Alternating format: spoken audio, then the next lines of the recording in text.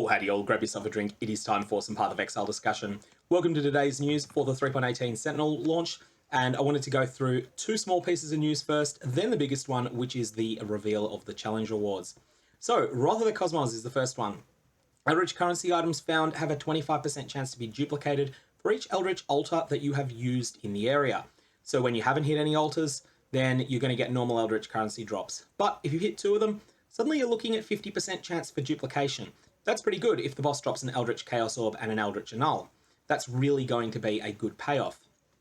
However, with high reward comes high risk. Players take 25% increased damage for each Eldritch altar used in the area. I think that this is pretty close to softcore only because of that. That mod is absolutely brutal, and you are really going to get hit hard by that when it goes off. I think that that makes this pretty close to softcore only.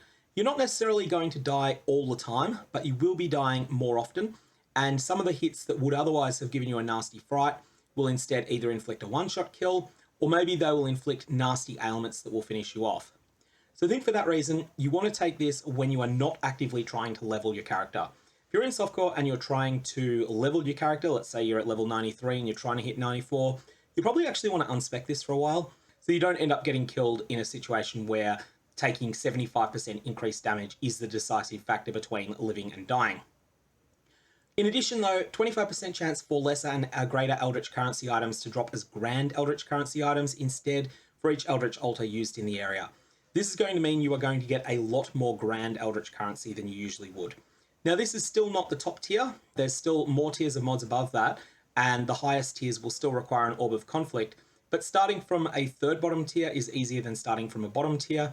I think this means there'll be a lot more characters running around with powerful Eldritch mods, like 14% increased effect of your auras on you as an implicit on their chest armor. And that's not the only one, that's just the first one that comes to mind. There's plenty of good ones.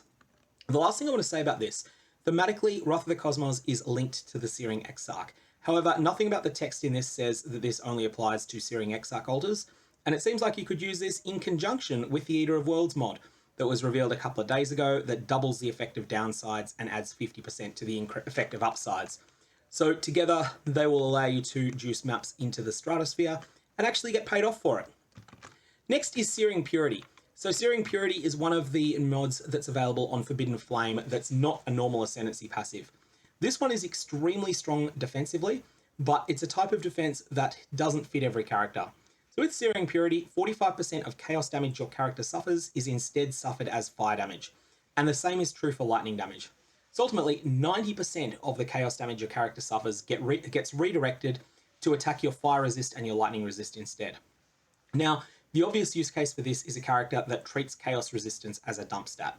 You've got minus 60% chaos resistance because you've got no investment in it, or maybe you just take the chaos resistance and life nodes that are near the Templar area, and you wind up with something like negative 40% instead.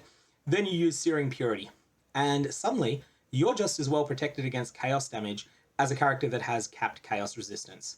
I think that's the main way that people will use this, especially if you can get those fire and lightning resists up to 90%. In that case, it's going to provide you with a tremendous defensive layer that perhaps has a lower investment than reaching the cap for chaos resistance does, but will be just as good. Alternately, if you want to really take things to crazy levels, maybe you will cap chaos resistance and also overcap with Searing Purity. In that case, you might be able to do things like reserve 90% of your life without Chevron's wrappings and still be fine. You'll have to test it out and find out, but definitely test that one out in softcore because it's going to be pretty dangerous. Lastly, the big piece of news today was the challenge reveal. So not only were the challenge rewards revealed, both the Ophidian Armour Set and the Ophidian Lord Set. So the Ophidian Armour Set is something that is intended to be moderately available. Like, this will take some dedication to get, but won't take someone that's an extreme veteran of the game.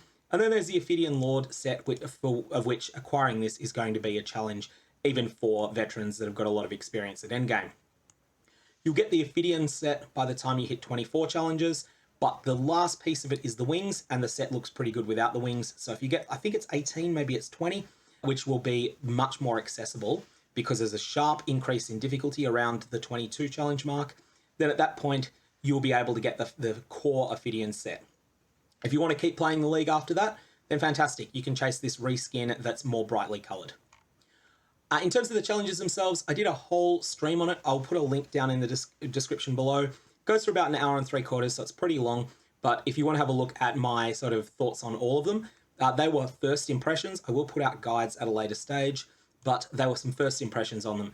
In terms of nasty things, the most RNG intensive of these is the Harvest one.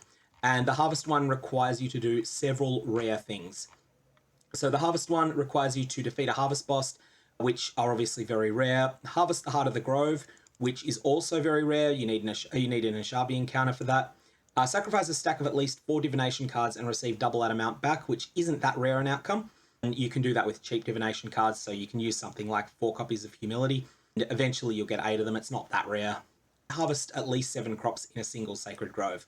My first impression on Harvest at least 7 crops was that it was an extreme RNG encounter. I believe I've been proven wrong on that since then. I've done a little bit of further research and during the live stream as well, did some calculations. We now think that if you fully spec your Atlas for Harvest, you'll have about an 8.2% chance of qualifying for this every single time that you find the Sacred Grove in a map. So I believe I was wrong about that, but the Harvest boss and Harvest the Heart of the Grove are pretty rare, and they'll be the things that will be the bottleneck for completing this challenge. So this one was pretty nasty because it required a couple of very rare encounters. There's a couple that require middling rare encounters. For instance, there's a Breach one that requires you to defeat Chayula in a map, or outside of Chayula's domain. We believe that you can do that in Maven's Invitation the Feared. If that's the case, that makes it much easier.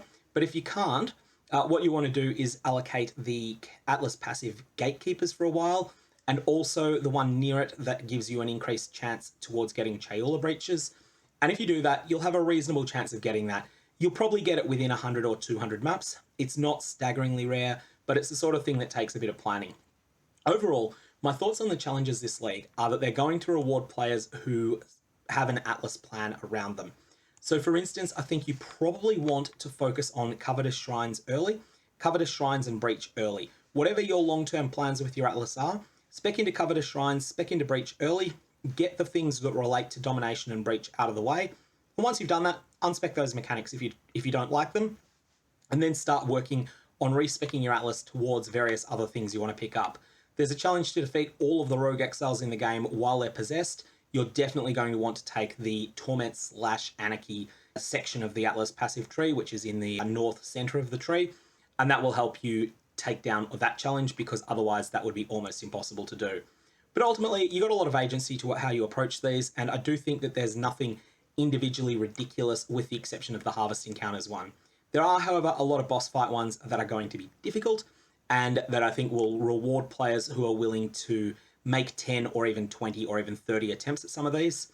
And ultimately, that's where this league is looking to be much more favourable for Trade League, and particularly Trade League on softcore, where you can actually just say, all right, I'm just going to bank up 15 sets of the Shaper, and I'm just going to keep trying until I get it.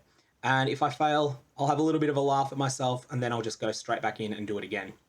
Anyway, that's all I got for today's news. If you got any comments or questions, definitely fire away below. If you want to check out that live stream, like I said, there'll be a link down in the description. Otherwise, may your Varlobs have interesting results, and I will see you around.